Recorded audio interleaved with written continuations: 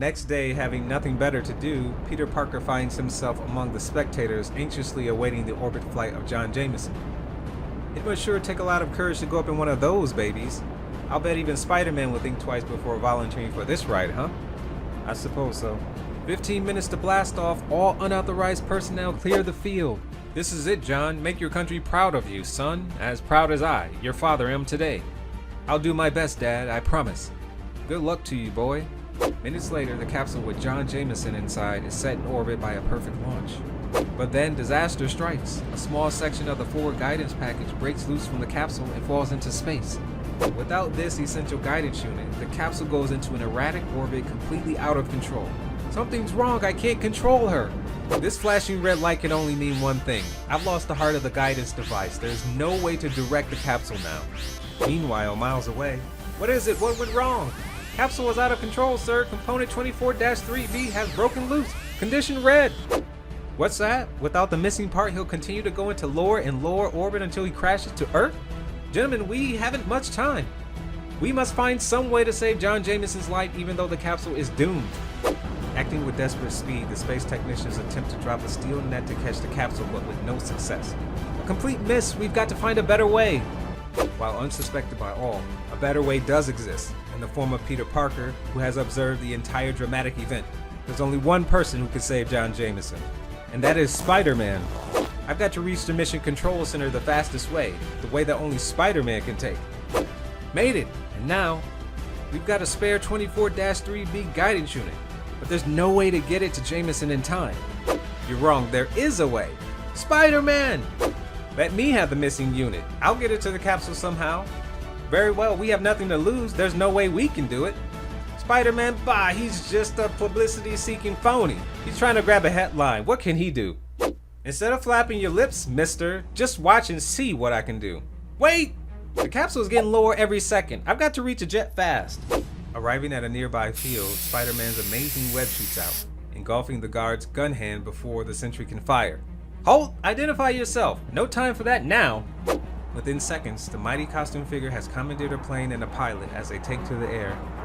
I'll probably be grounded forever for doing this, Spider-Man, but I got a hunch that if anyone can save that poor Joker, you're the guy. Here comes the capsule now, but we can never catch it. We don't have to catch it. Wait, what are you gonna do?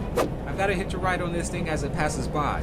This will be my first and last chance. If it doesn't work, look out below. Here goes. I hit it. Mustn't let go. I've got to pull myself up, fighting against all this wind resistance. Even my strength can just barely do it. There, I've reached it.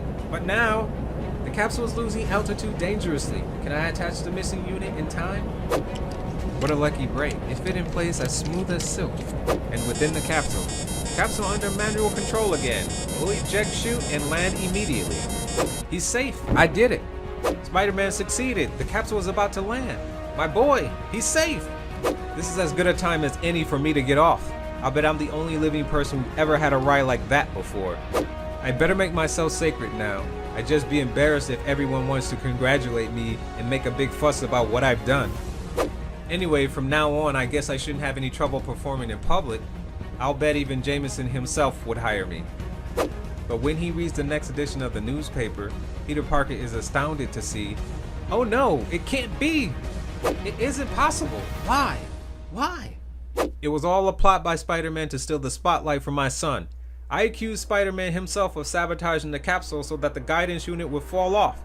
Spider-Man unlawfully broke into a military base and commandeered a plane by force.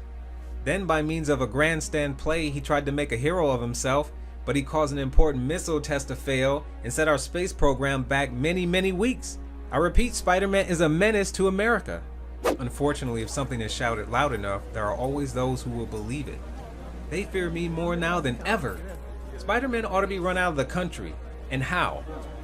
And finally, under the pressure of the Angry Men's newspaper continual barrage. Oh dear, I certainly hope they find that horrible Spider-Man and lock him up before he can do any harm. What do I do now? How can I prove I'm not dangerous? How can I convince people that I wasn't responsible for the failure of that capsule? Everything I do as Spider-Man seems to turn out wrong. What good is my fantastic power if I cannot use it? Or must I be forced to become what they accuse me of being? Must I really become a menace? Perhaps that is the only course left for me. And so, a lonely boy sits and brawls with the fate of society at stake. What will his decision be? What will Spider-Man do next? Only time will tell. The end.